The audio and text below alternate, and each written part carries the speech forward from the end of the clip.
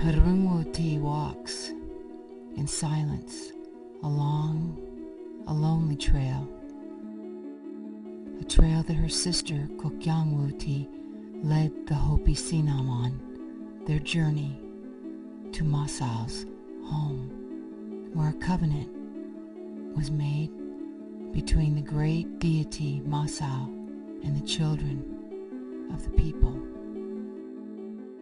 And as she walked, she showed them the plants in her garden, for she was the mother of all vegetation and all hard substances.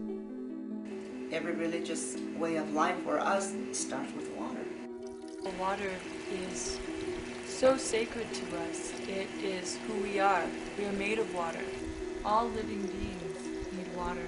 And she held their hands and showed them how to use the land in a proper and respectful way.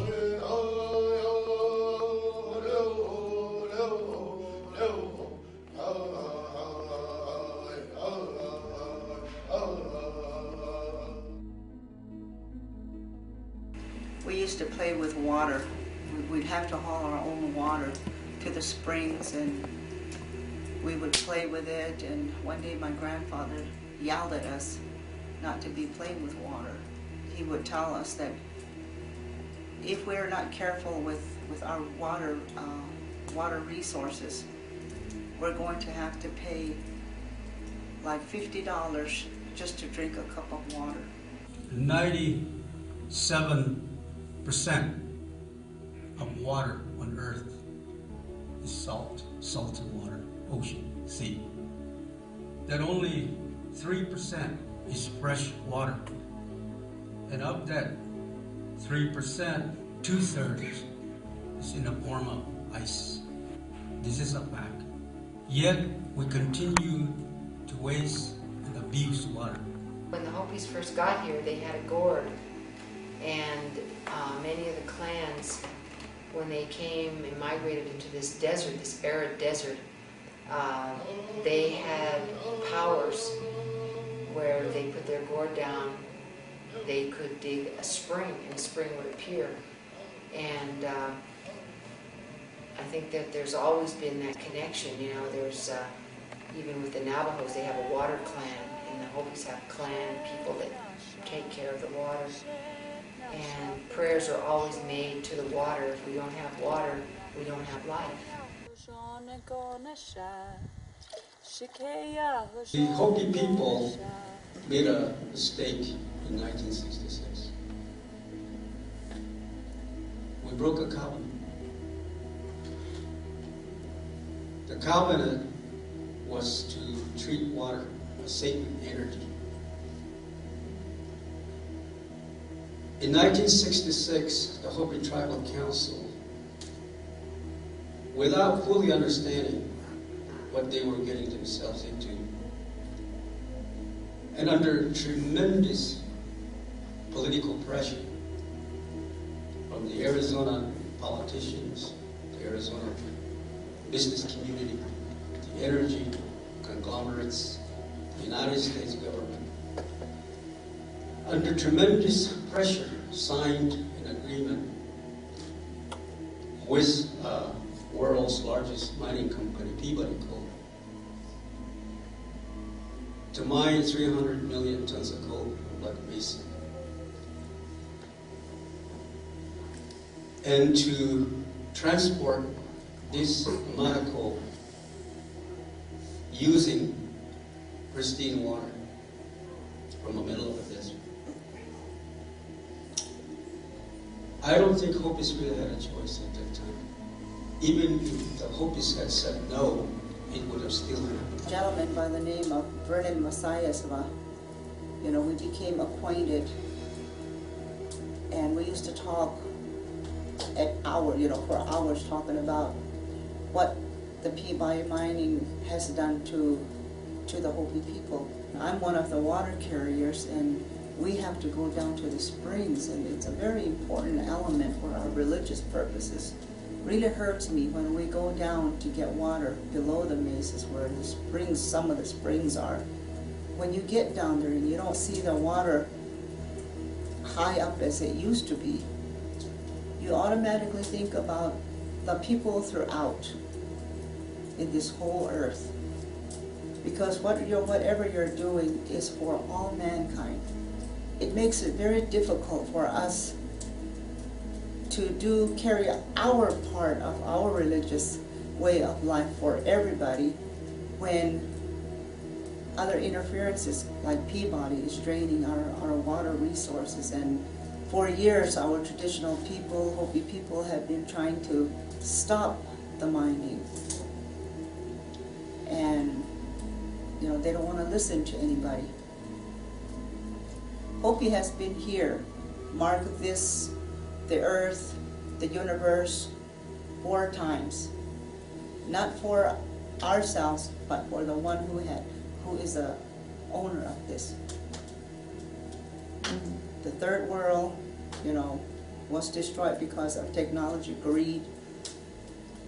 Now when we came to this 4th world, we told the Great Spirit Masao, we made a covenant that we would help take care of this land. And we're trying. We're really trying hard to do that, but with all the other interferences, just for capital gain. Sometimes I feel so sad that what I tried to do during my ceremony was not effective.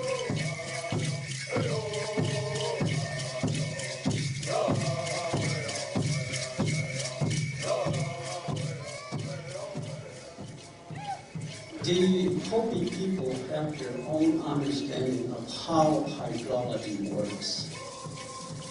And we tell the public through our songs, through our dances, through our ceremonies. It's our way of explaining our understanding of what water is all about. The sun brings up the moisture of the water. We call it evaporation or whatever. The sun does it. And then the sun also creates the wind so that clouds would travel onto the land. And then comes back down as precipitation, as rain. It comes down, and then it starts its journey back to the motherland, the Bhagavad. And in this cycle, we are participants. We are not separated from the cycle. The Hopis say the water underneath us breathes in the rain. The clouds breathe up the moisture from the top, from the bottom, up to the roots of the plants. When the water underneath us breathes in the water, it has to breathe it out. And that's where you see the springs. They're the breathing holes. San Francisco Peak is a breathing hole. You don't believe me? Watch. One day when the sky is cloudless, a little cloud's going to pop out of it. Some of you see that already. So to us, this is a living thing, living energy. This is our understanding of how we are all integrated into the water way of life. Water is the most important thing.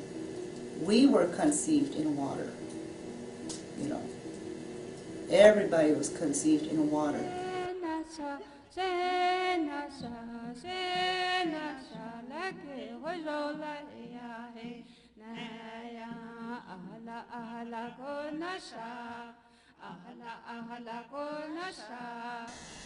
for my people, when we use water for ceremonies or for prayers, there's a special name that we use for it, a special prayer that goes along with that name. And we don't just take the water and expect it to work, expect it to help a patient. There's a special prayer. Even when two people are getting married, we use the water for washing hands. It's a renewal. It's a kind of, it's a contract. You're washing each other's hands. It's changing who we are. It's changing our culture. It's changing our way of life. This disregard and this disrespect for water is changing who we are.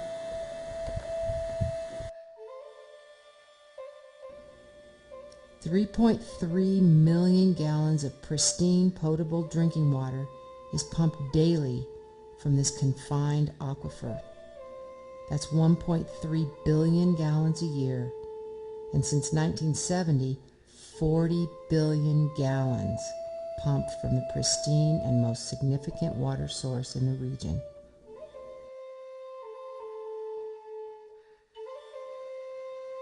Peabody wants to expand their mining operation and open a new pit on Hopi Partition land. This is an area known as J23. This would increase coal production to 5.7 million tons a year and increase the water used by 33%.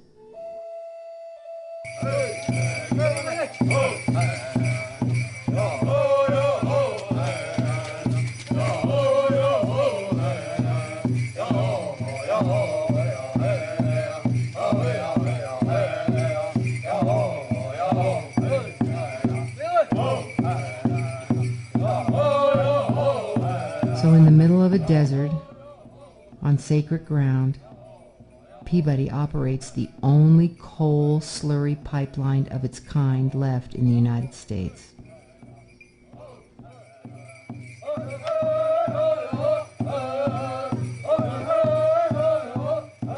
The springs are drying up. Why? Because the breathing is becoming weaker and weaker and weaker. So this is what we see with our eyes. The people that are overseeing the impact of Peabody mining on our water resources, they don't go out there. They don't talk to the Hopis. They don't visit the springs. They look at their computers, their models, and say, well, our model says we're going to be still healthy. You know, our model says that Peabody is going to just take 1/2 cup of water from a 55-barrel can during the life of its life. They're so precise in their view. They're just going to take 1/10 of 1% of stored water, according to their model. And they paid $2 million for it. They're boasting. But the Hopis are saying, then how come Winkapi Wash is dry? The Pigeon Spring is dry. Hotvela is not as strong as it used to be. No more Bakawi Spring, Squirrel Spring, Dog Spring, Pigeon Spring. It's all dry. And the Hopis said, because the whole system is out of balance now. Peabody gets away with a lot because they're so isolated up there, and there isn't an EPA office or a Sierra Club person that goes up there and monitors or checks. And they've gotten away with a lot in terms of just using the groundwater, leakages of the slurry pipeline in certain places, the reclamation plan that the mine has gone through. It's been a history of just real problems that I'm not too sure how to solve. We're just right now trying to get Peabody to stop pumping and hope that it's not too little too late, that there still is enough of that groundwater to sustain their springs.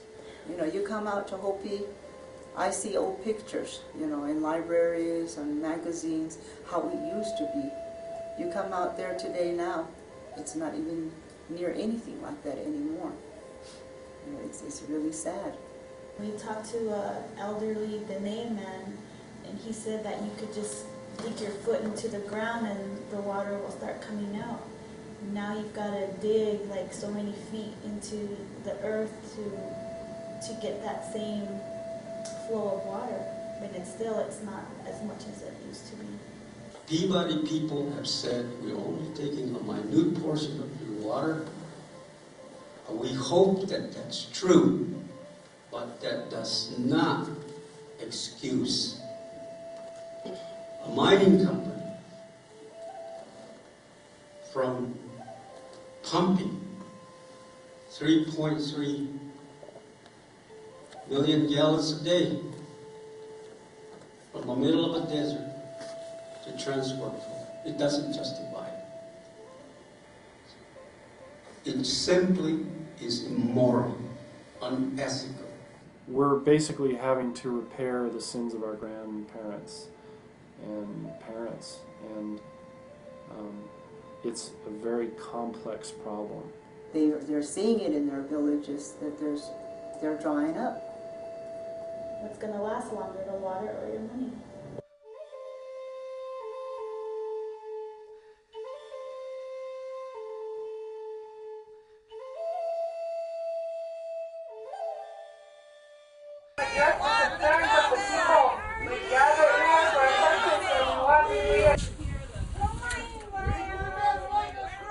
You did represent me right.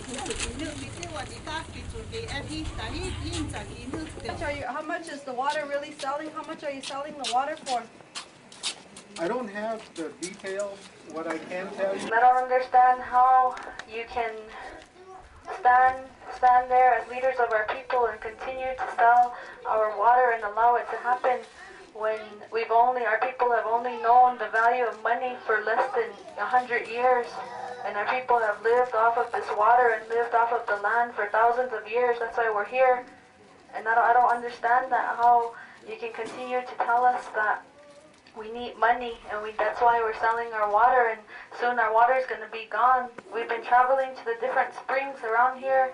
The elders have been taking us to see the springs, and it's sad because all of these springs have been neglected. Most of them look like no one's been there for a long time, and it's sad to see that. And it just shows that we're not respecting our water, we're not respecting our earth anymore, and it hurts to see that. I'm Dene. My name is Ine Gam from Chanto, Arizona.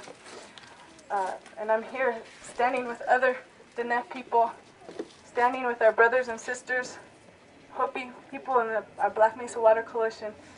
And we ask that the Hopi tribe work with the Navajo tribe in stopping this waste of water, putting aside the harsh words and the politics of the past to work on sustaining our people, not just Navajo, not just Hopi people of this land.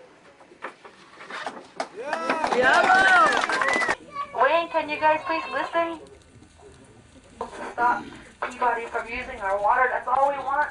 That today we want to hear everyone's voice right now. We want to hear your voice, just at least acknowledgement, or at least something about how you guys feel. When you turn on your switch at nighttime, think about us, think about our future generation. What will we have left for them? I think that's why I feel like, I can't make a contribution as far as children go, because I want to make sure that this world is going to be safe for them to live in, and it's going to preserve on for future generations. I think we really need to address the fact that Mother Earth is running out of water. I hope it's not too late for us. Before money became important, there was always water, and water sustained the people. You cannot sell the water for any amount of money. For money can go, and when water goes, the people leave. There is no home for the people.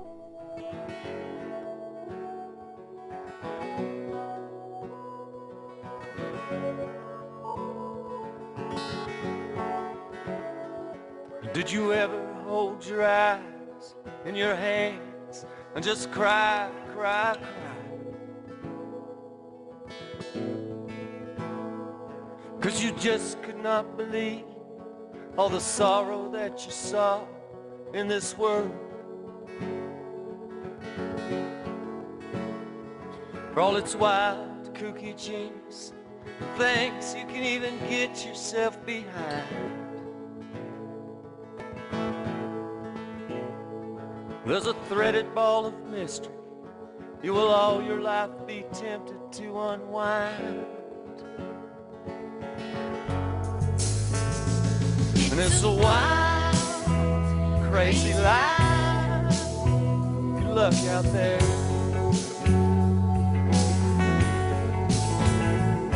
It's a wild, crazy life.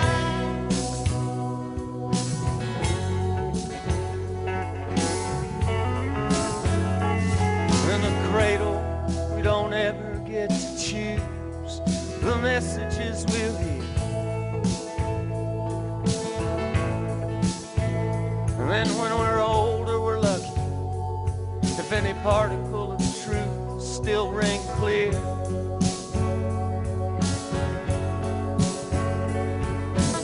'Cause don't be surprised if you get slapped around a time or two. Hey, that's the mildest of the horrors, since our souls long ago were split in two.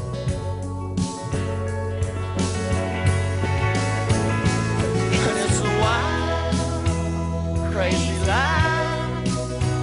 Good luck out there. It's a wild, crazy life.